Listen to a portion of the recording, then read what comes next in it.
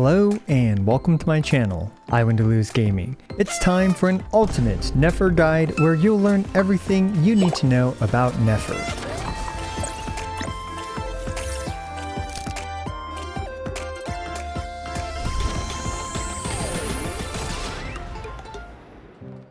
Now this guide will be comically long, so we're keeping this intro shorter than Xiao. Nefer is the Lunar-Bloom main DPS character we all suspected since Lauma's release.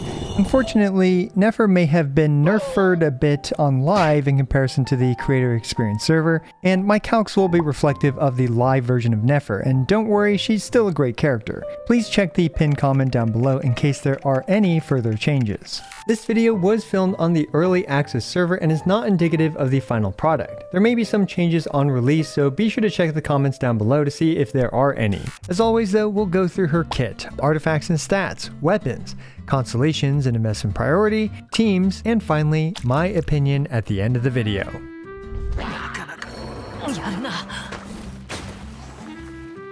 So let's check out some of Nefer's kit, starting with her basic attacks. Unremarkable scale of attack, they do very little damage. They are catalyst attacks, of course, so they do apply a bit of dendro if you do need that. Standard ICD on her normal attacks and no ICD on her charge attacks, but yeah, not too applicable for pretty much most situations with Nefer. Before we move on to the actually useful parts of Nefer's kit, you need to understand Verdant dues and the Lunar-Bloom reaction. Certain characters have a passive which converts bloom reactions to Lunar-Bloom, and despite the strange italicized gradient field trademark pending Lunar-Bloom text appearing, these blooms created via the Lunar-Bloom reaction all have the same properties as a normal bloom and still just do regular bloom damage. And yes, that includes other blooms like Hyper Bloom and Burgeon as well. The main difference with these lunar blooms is that you'll generate a Verdant dew, or one of these moon things, which fills up one every 2.5 seconds. You can hold up to 3 of these Verdant dews, and certain characters can use these Verdant dews in one way or another. Now Nefer's kit mostly lies with her elemental skill. Notice how we have 3 Verdant dews right here. So Nefer, after she uses her elemental skill, should go into this special state where now we can perform this charged attack, which will consume 1 Verdant dew. And we can do this 3 times when we use her elemental skill. And as we can see, each one will deal a bunch of Lunar-Bloom damage. When you use her skill, she enters Shadow Dance state. Now she can perform these enhanced charged attacks called Phantasm Performance. And these enhanced charge attacks don't spend any stamina. Each charge attack does consume 1 Verdant dew. And Nefer's charged attack consists of 2 minuscule dendro hits from her and 3 big Lunar-Bloom hits from her clones. She can perform 3 charged attacks per skill use, and she has 2 charges of her skill, so for most rotations, with their 9-second cooldown, you'll be able to output 6 of these Phantasm Performance charged attacks. Oh right, and her skill generates 2 to 3 particles on hit, although particles always require more testing on release to get the actual number and the actual ratio. And if you can't tell by now, almost all of Nefer's damage comes from Lunar-Bloom type damage, aka her clones dealing that Lunar-Bloom damage. And since that Lunar-Bloom damage scales literally only off of Elemental Mastery, Nefer is a character who scales really well off of Elemental Mastery and very, very poorly off of attack percent. Let's get into a slightly more technical part of Nefer's kit, and this is one of the reasons why I actually like Nefer a lot from a gameplay perspective, is that you can actually, the moment that the first hit of the charged attack connects, you can dash cancel or cancel it, and her clones will finish the attack. So we can see here that I did 2 dash cancels right there to massively speed up her animations in order to dash cancel her charged attack animation. Now, admittingly, you do give up on the second dendro hit, this multiplier right here, but if you were relying on her raw dendro hit to do damage, well, Nefer gonna make you cry. And just how much time do you actually save with these dash cancels? In this side-by-side comparison, we can see that on the right, Nefer is going way faster. You can see this, but we are dropping that tiny bit of extra dendro damage, and Nefer actually swapped off at 3 seconds and 44 frames, which saved nearly 2 entire seconds of combo time and field time for Nefer. And before we move on to the next part of her kit, let's briefly talk about Moonsign, another new Nod-Krai mechanic. Basically, many of the Nod-Krai characters have a passive that provides 1 Moonsign level. With 1 Moonsign character in your party, you get Nascent Gleam. And with 2 Moonsign characters, you get Ascendant Gleam and Nascent Gleam. Various artifacts, weapons, and characters have effects based on whether you have Nascent and/or Ascendant Gleam. Finally, non-Moonsign characters also feel like they can contribute because they provide a buff to lunar reactions if you have Ascendant Gleam active. We've got some more nefarious and deceptive details to talk about, such as the Seeds of Deceit. Thanks to her first passive, if you have Ascendant Gleam, which is when you have 2 or more Nod-Krai Moonsign characters on the team, including Nefer herself of course, when Nefer uses her elemental skill, all dendro cores on the field and that are made within 15 seconds will be converted to Seeds of Deceit. These Seeds of Deceit, unlike regular dendro cores, do not do any damage. Nefer can absorb these Seeds of Deceit when she uses her charged attack, and for each seed she absorbs, she gains a stack of Veil of Falsehood up to 3 stacks. Each stack increases her enhanced charge attacks damage by 8%, and at 3 stacks she also gains an additional 100 elemental mastery. 8%, now this doesn't sound like much, but what makes this 8% particularly powerful is that it's its own multiplier. As we can see in this test, she's doing 8% more with 1 stack, 16% more with 2 stacks, and 43% more at 3 stacks thanks to the 24% and 100 elemental mastery. The gain from the elemental mastery will be less in a full team and with a proper non-testing build, but hopefully this gets the point across. Absorbing Seeds of Deceit is very important for her to maximize her damage, and by proxy having Ascendant Gleam because that enables the Seeds of Deceit. Next we have her Elemental Burst. And this thing just does some raw dendro damage, scaling off of her attack and elemental mastery. Nefer will also consume all of her Veil of Falsehood stacks, and each Veil of Falsehood stack increases her burst's damage by 40%. This is the dendro / bonus damage multiplier, by the way, but her teams typically don't have much bonus damage, so yeah, it's a pretty big increase for her burst damage. Now, its animation is slow and it doesn't actually do that much damage, and honestly, under certain circumstances, it's actually neutral for your DPS, but we'll get back to how you can actually utilize it for your benefit in the combo section.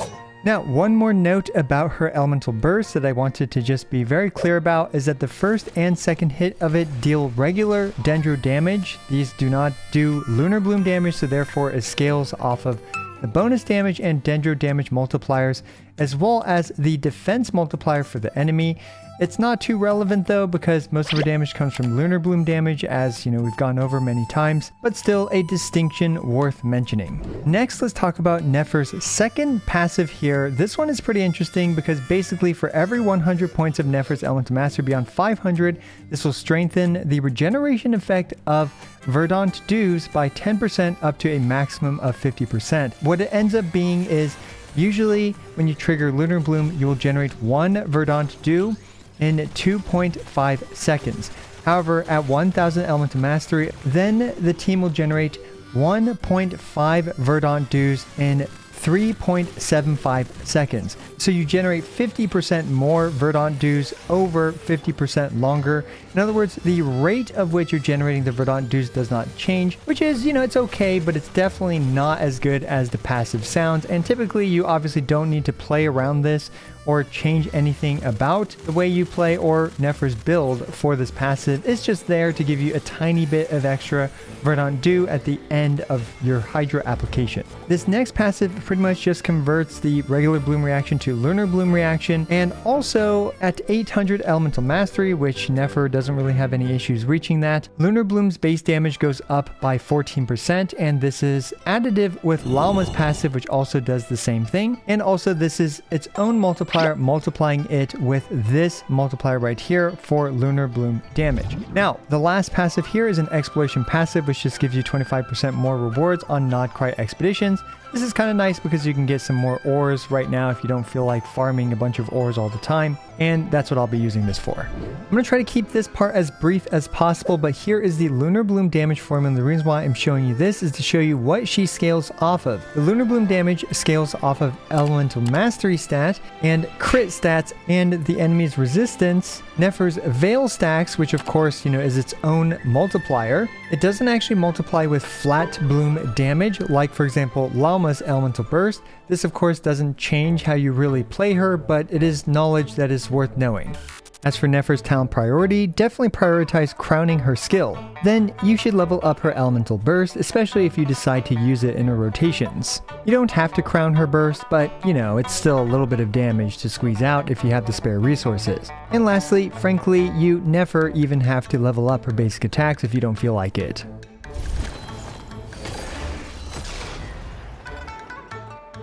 Alright, so check these combos out. First, we're going to start with the most basic level 1 noob combo. And this, okay, we're using Sucrose, by the way, for her passive that provides Elemental Mastery. Yes, she's pretty scuffed in terms of 4-star options, but this is also just for demonstration purposes. We can just see, I'm literally just pressing E, hold left mouse, E, hold left mouse, and then ending this with a burst. Boss survives, and it takes the longest. Now we have level 2 combo, where now instead I'm actually going to utilize dash cancels. And because we are spending our Verdant due so fast, what we can do is we can actually burst cancel the third charged attack on the first set of charge attacks. And not only does the charge attack still come out, but we also managed to make use of that time that we were waiting for the Verdant dues to generate, and the extra time that we saved by doing the dash cancels to squeeze in that Elemental Burst. And now for this level 3 combo, we can see it's a little bit more complex, but because we are so fast with the dash cancels on the charge attacks, what we can actually do with this specific team is we can swap in Sucrose to reapply her elemental skills buff, swap in Ino to generate more particles as well as to refresh the instructor's buff.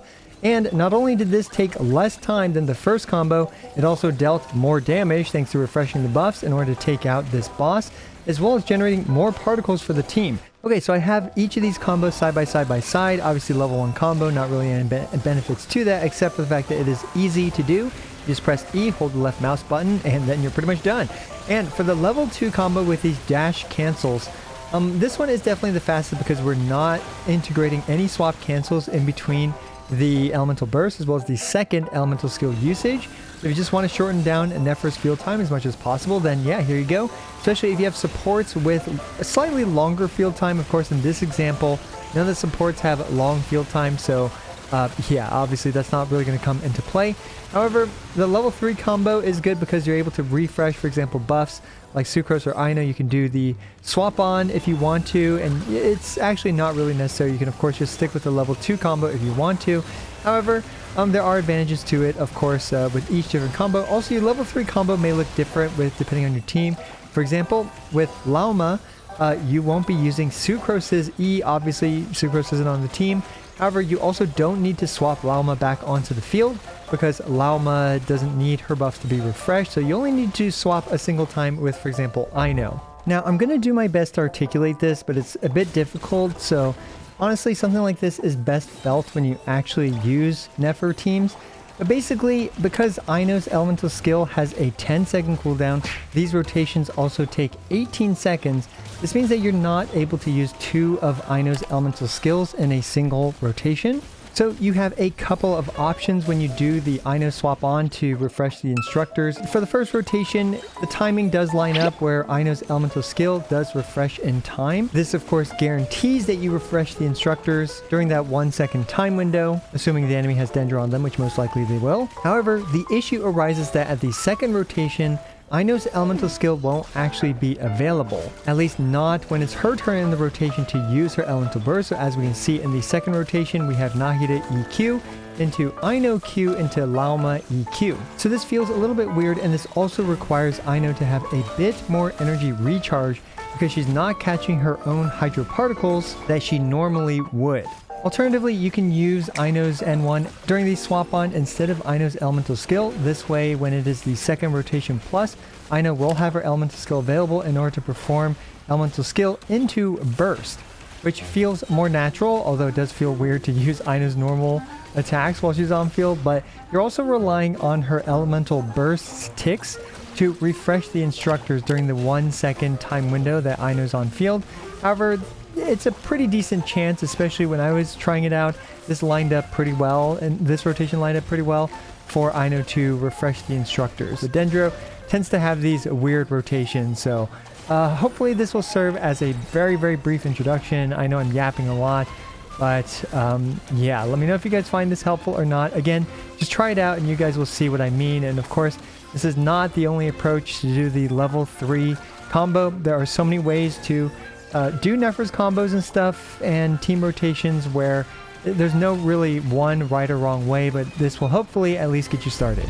It's also worth noting that for the very first rotation where you start with 0 Verdant dues, typically that rotation is a little bit longer because you're going to be spending more Verdant dues than you generate. After the second rotation, typically then you'll start at around 1 or more Verdant dues where your rotations will be quicker because of that. So another quick trick is to pre-cast Nefer's elemental skill for the very first rotation. And this way, you know, for certain characters and teams, like with a full Nilo, Hydro, Dendro Bloom team, you don't want Nilo to be turning the cores into bountiful cores to blow up. And this way you can actually just immediately, instantly convert them into Seeds of Deceit, because for the next 15 seconds after Nefer uses her skill, they will be converted to Seeds of Deceit. So this way you can cast it at the very beginning of the rotation instead. This is also useful with, for example, Kuki Shinobu, where Kuki would trigger Hybrid Blooms and therefore you wouldn't have any Seeds of Deceit to absorb. But with a precasted E-Tech only for the first rotation. For the second rotation onward, you don't need to do this. But for the first rotation, you're able to start with more Veil stacks because of this.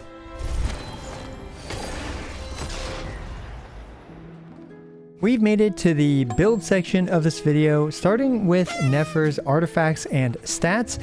And for the 4-piece set bonus, you definitely want to run the 4-piece Night of the Unveiling Sky, or Night of the Sky's Unveiling.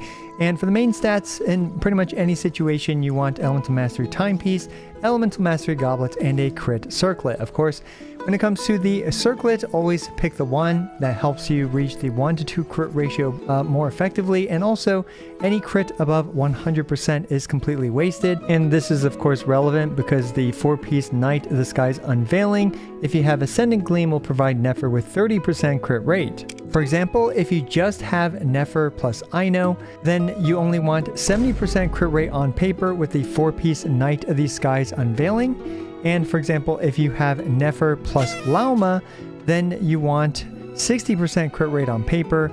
And if you have Nefer plus Lauma plus Constellation 2 Nahida, who also gives 10% crit rate to Lunar-Bloom damage, then you only want 50% crit rate on paper. So just keep an eye on your crit rate when it comes to building a crit on your Nefer. Many of you guys will ask, how is an Elemental Mastery main stat Circlet? This is the best case scenario pretty much with her signature weapon, or one of the best case scenarios. And it's still, you know, 3 to 4% worse than a crit damage or crit rate Circlet. So I definitely just recommend a crit Circlet, unless you get a godly EM Circlet as you're farming for a better crit Circlet. Now the next question is, what about attack percent? What about Dendro damage? As you can see, you were literally just only losing a ton of damage.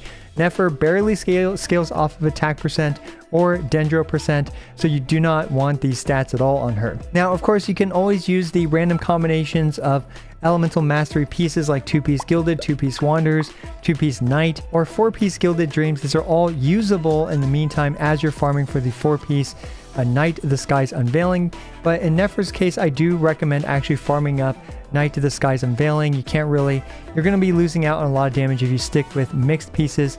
And finally, you can also consider the Marichosi Hunter with Furina specifically, and a healer, of course. This is, you know, an okay option, but in my opinion, Furina teams with Nefer aren't fantastic, especially the ones that include, you know, a decent healer. But there are some team variations that can take advantage of this, but even still, I would still recommend farming this because you're also going to want to get some Silken Moon pieces as well. Now, in terms of substats, it's actually pretty straightforward because she effectively only scales off of crit as well as elemental mastery.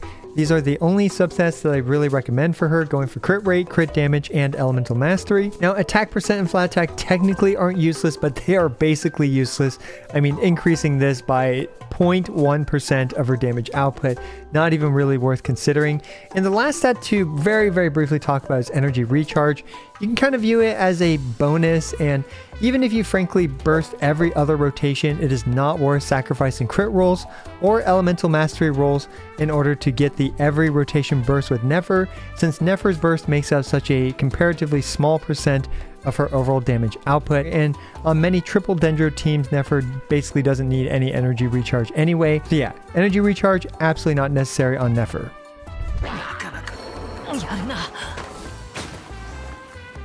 Now, we've made it to Nefer's weapons, and starting off, guess what guys, her signature weapon, you're never gonna believe it, it's her best option, the Reliquary of Truth. Hopefully I'm saying that correctly, but obviously this thing just provides a lot of buffs for her. It has 88.2% crit damage as a secondary stat, and Nefer of course can take full advantage of its passive, which for her gives her 36% crit damage and 120 elemental mastery. Moving on from that, unsurprisingly, let's actually go to her, I would say, best free-to-play friendly option, the Black Marrow Lantern. This one is, of course, craftable, and it is at about 78.4% in comparison to the Reliquary of Truth. There's also a new featured catalyst, a 4-star catalyst on the weapon banner called the Dawning Frost. And this thing basically just provides crit damage as well as a bunch of elemental mastery for Nefer specifically. And we can see here that even at Refinement 1, it is a noticeable, small but noticeable upgrade in comparison to the Black Marrow Lantern. And at Refinement 5, it's actually quite good at about 87% of her signature weapon. Now, another weapon worth considering to talk about is the Night Weaver's Looking Glass, this being Llama's signature weapon, as well as it being Nefer's second best weapon option. Now, a funny setup you can do is to actually have Nefer equip the Night Weaver's Looking Glass, because this thing just provides, you know, a ton of elemental mastery for her. And alternatively, you can actually equip the Ether Light Spindle Loot on Llama instead. I did some very crude initial math, and it looks like this setup is very similar to, for example, if your best option is the Black Marrow Lantern for Nefer, then to have the Black Marrow Lantern on Nefer and then to put Llama with the Night Weavers. So if you want to save some resources and not craft the Black Marrow and you have this exact setup available, then yeah, you can consider it. It should work fine. But again, take that with a grain of salt, might need a bit more testing. Then we have some other reasonable stat sticks, like for example, the Tome of Eternal Flow surfs up, and you're gonna have to ignore me adjusting the order a bit. The 5-star stat sticks, Starcaller's Watch and the Sunny Morning Sleepin'. Remember, Nefer only scales off of crit and elemental mastery, so you definitely want to hone in on weapons that provide those stats. Crit rate as well. Nefer does scale off of crit rate, crit damage, elemental mastery. And of course, though, when it comes to crit rate, keep in mind of overcrit. For example, another decent option is the R5 Sacrificial Jade. The passive can be a little bit, I'm not really sure how to describe it, but I would say anxiety inducing. But with, for example, if you do for the Ino swap on field to refresh instructor's rotation mentioned earlier, then the Sacrificial Jade will be a very consistent option. But if you kind of dilly-dally on field and stuff like that with Nefer, then of course this weapon will fall behind. But here I'm assuming that you're playing well and that you are indeed keeping Nefer on field for less than 10 seconds at a time. Some other stat sticks include the Kagra's Verity as well as Nahida's signature weapon. Then the last weapon I figured I would briefly mention is the Widsith. And every other rotation, assuming you get the 3-note buff every time, this thing will actually perform incredibly well because it provides, like, well, off the top of my head at Refinement 5, 480 elemental mastery, and it lasts for 10 seconds as well, which is, well, basically Nefer's full rotation. But for the average player, you know, this thing I don't generally recommend due to its very, very poor consistency. But if you are the gambling type, then you can absolutely use the Widsith and fish for 3-note buffs every other rotation. And here is, I guess, both parts of the charts on the screen. Of course, just take a look at it, and if they perform close enough to whatever other weapon options you have and you're happy with them, go ahead and use them.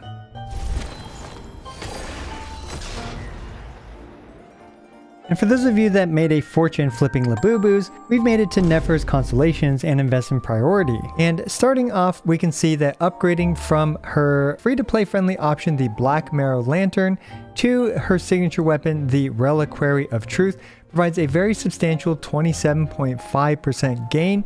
Overall, I would personally recommend her signature weapon before her Constellation 1, although her Constellation 1 is quite good, providing 60% multiplier to her Lunar-Bloom attacks. Then after that, her Constellation 2 increases the max number of stacks on her Veil of Concealments to 5, providing a 40% multiplier instead of a 24% multiplier. And it also provides plus 100 Elemental Mastery. This of course ends up being quite a large damage increase by about 22%.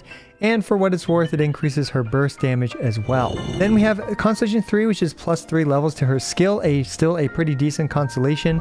And then Constellation 4 adds some interesting stuff, and from my initial testing, and take it with a grain of salt, it roughly decreased the Verdant generation while Nefer's on field after she uses her elemental skill and after an ally triggers Lunar-Bloom, so definitely a bit specific there, from 2.5 seconds down to 2 seconds, and this could actually help speed up a few of her rotations even more. And then we have plus 3 levels to her elemental burst for Constellation 5, and finally Constellation 6 is really interesting because if you just let the full thing play out and let the second part of her charge attack now hit instead of dash canceling, it will do a bit of extra Lunar-Bloom damage with an 85% multiplier.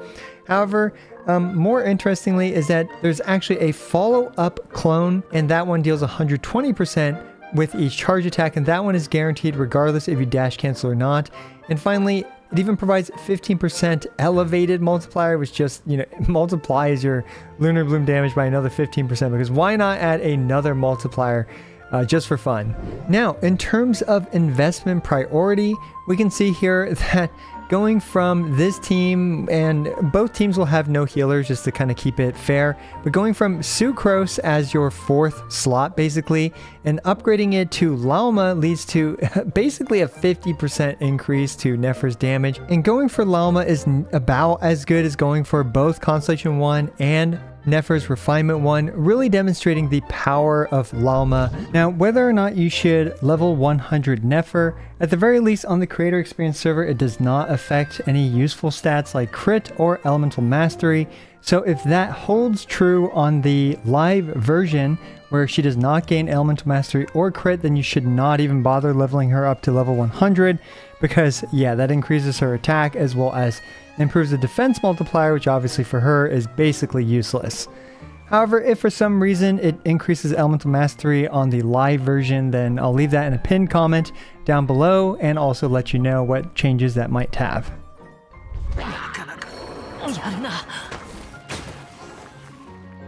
Alright, we've made it to one of the most complicated subjects here, which is Nefer's teams, and despite her basically only really having one archetype, there is a lot of nuance to it. But for the first requirement, I highly recommend another Nod-Krai Moonsign character, and of those that she works reasonably well with, of those that she works perfectly well with, we have Lauma as well as Aino, and there are even some Nefer team options to consider as well, which we'll talk about a bit further on in this video. The second requirement that Nefer teams have is that they require a Hydro character in order to build up Verdant dues.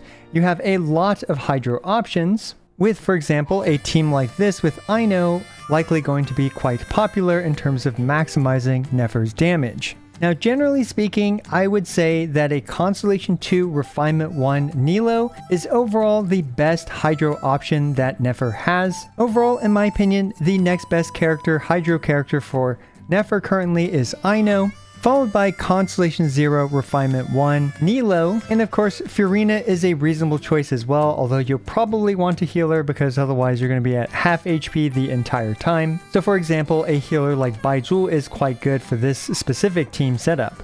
And actually Baizhu is pretty good in general, but we'll talk about the 4th Dendro slot later. Now, really quick, I do want to talk about a few characters that I don't really recommend that much, one being Yelan. Using Yelan and doing Nefer's, normal attacks in between not only feels awkward, but Yelan also doesn't really provide much to the team. One benefit Yelan does have is that she's a pretty good user of the Elegy for the End. So if you do have the Elegy for the End, you can indeed consider using her with a Nefer team. Now, another Elegy for the End user you can consider is Sigewinne, but I highly don't recommend having Sigewinne as the only Hydro character on this team, as she does not apply enough Hydro, generally speaking. So with Sigewinne, you'd want to run more of a double Hydro setup, like for example, something like this. Now, Xingqiu is also a really interesting character for this. Using his elemental skill will create those orbital swords, which those actually provide enough Hydro application to keep up with the Verdant Dew generation. Xingqiu's orbital swords not only provide a bit of sustain, but they also provide enough Hydro application for this purpose. And interestingly, you can alternate between Xingqiu's elemental skill as well as elemental burst. You do have a couple weird problems with Xingqiu, despite him also being a decent Sapwood Blade user. One issue is his artifact choice. Now, both Xingqiu and Nilou's Hydro Orbital, passive Hydro application do actually apply the Silken Moon's Serenade buff. But the issue is, on a team like this, you're going to want Lauma on, for example, the Silken Moon, and Nahida on the Deepwood, or Lauma on the Deepwood, Nahida on Silken Moon. But because these two characters actually care a bit about their stats and their energy recharge, this means that Xingqiu, as the Hydro character, really wants to be on Instructors. And in fact, most Hydro characters do want to be on Instructors when they're on a Nefer team.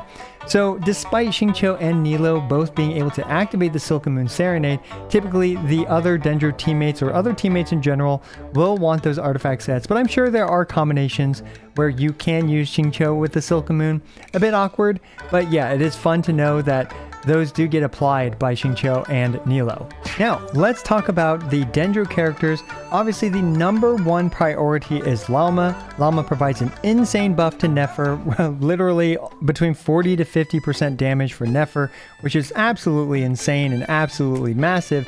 And then for the other Dendro character, this is where things get a bit more flexible, or just the fourth slot in general. It doesn't have to be a Dendro character, but if you don't have Lauma, then, for example, another Dendro character is pretty good.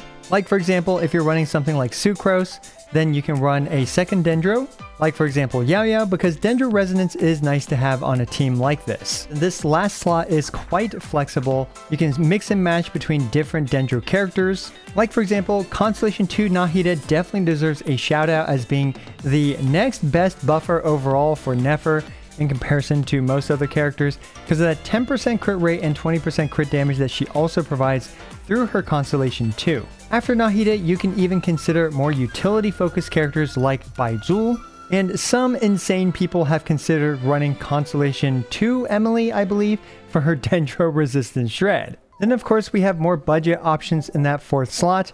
Like, for example, we have Kolei, who provides a bit of elemental mastery, Yao Yao, who provides a shield, and of the other Dendro characters, I don't really recommend them, but Kirata does provide a shield if that's something you want. I prefer healing over a shield, though, so yeah, at that point, I would just pick Yao Yao. This last slot is quite flexible, all things considered. You can even run a Sapwood Blade Kuki, as well as a couple additional spreads here and there, but don't be counting on that to do that much damage. Heck, I mean, why not even Constellation 2 Kazuha? He may have some energy issues, but he can provide that 200 elemental mastery bonus. You can use Sucrose. Sucrose is quite coped, similar to Kazuha, but she can also share 200 elemental mastery via her elemental skill. When you use this thing right here, provides 20% of her elemental mastery to the team. So yeah, you can see that once we kind of reach outside of like Nahida and characters like that, we're kind of scraping the bottom of the barrel, and really just any character that can provide some elemental mastery can help the team. Now, another character worth mentioning is Diona. The issue with Diona is that her elemental burst has a 20-second cooldown, which does not line up well with the 18-second rotation for the team, but if you play imperfect rotations or just wait a couple seconds, you can indeed get Diona's Constellation 6's 200 elemental mastery onto Nefer every rotation. A bit awkward, but yeah, it's quite doable. Diona can also use the Elegy for the End as well, so there's that to keep in mind. And she provides some shielding and healing, so it's a shame that her burst is 20 seconds. If it was 18, I'd recommend her much more. This team, as I mentioned, will be one of Nefer's better teams on release with Lalma, Aino, and Nahida. And for this setup, overall, Lalma should be using either the Silken Moon or the Deepwood, and Nahida should also be using the Silken Moon or the Deepwood, whichever one that Lalma is not using. Distribute those between these two characters. And for Aino, you should be using an instructor set, especially if you've managed to farm a decent one with a good amount of energy recharge and maybe some crit rate. Now, if you want a more comfy team, you can run something like this. Yaya provides the healing with Favonius, and she can also run the Deepwood. And Sucrose, you can swap her on in between the rotation, as I showed you guys earlier in the combo section, to refresh her elemental skills buff. And Aino is the usual instructors plus either Favonius or Forced Regalia build. And if you do want to use a Nefa, you can run like an interesting double Hydro plus a Nefa team where hopefully the Hydro Aura can overwhelm the Dendro Aura that Nefer provides to provide good uptime for Lunar Charged, and a Nefa of course provides the shield along with a decent amount of elemental mastery buff herself. Not necessarily the most recommended team, but it is an option and it's pretty fun to use, all things considered, because you see a lot of lunar numbers on the team. And lastly, you can consider Hyperbloom with Nefer. Keep in mind that without Ascendant Gleam, Nefer loses a lot of damage, whether it's through her gear or whether it is through her passive, where she no longer generates Seeds of Deceit. So therefore, Hyperbloom will actually activate on her seeds. And you can play a Nefer Hyperbloom team. This team definitely dealt a lot less damage than, at least through my testing, than Ascendant Gleam Nefer. But it is an option, especially if you have Flynn's and Nefer and you don't have a Nefa or Lalma. In this situation, Aino is one very busy girl, and she's going to have to be thrown onto one team or the other. In that case, I recommend putting Aino on your Flynn's team instead of on your Nefer team, because yeah, Flynn's without Ascendant Gleam is basically not a character, whereas Nefer can still perform with Hyperbloom. Again, not a team I really recommend, but a team that you can use in very specific situations. And if you are a bit more of a dolphin or whale, this team is going to be quite good, especially with Constellation 2, Refinement 1, Keek of Kajni Sut Nilo, as well as some constellations on, for example, Nahida. This team is going to be one of the teams that I'll probably be running once Nefer is live.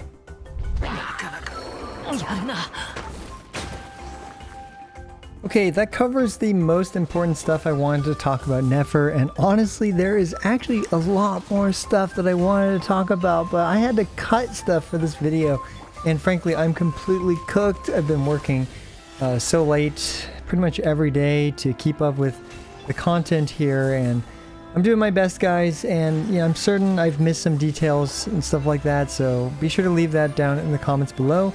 Let me know anything that I missed that you feel like is relevant for the rest of my viewers in the community to know about Nefer. But she has, I mean, because Genshin Impact is kind of an older game now, we just have so many characters, so many permutations, so many weapons, so many teams, so many things and interactions to consider and to talk about.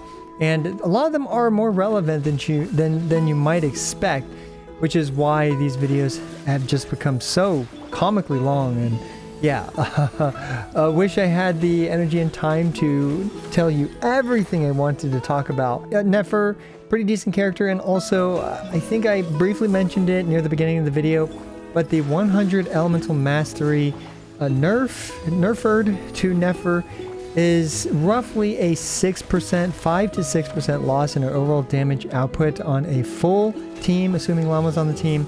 And yeah, that ironically also makes Llama a slightly even better character for Nefer than she already was. So there's that to keep in mind. A bit rough, but you know, Nefer's still pretty good even at 95% of the damage that we were showcasing her in the Creator Experience server. Of course, I will verify this on live and we will see how big of an impact it actually has in the end. And yeah, don't worry too much about it though. If you like Nefer, you probably won't be disappointed, but do keep in mind her power level with and without Lalma. And yeah, just have some fun, and that's about it.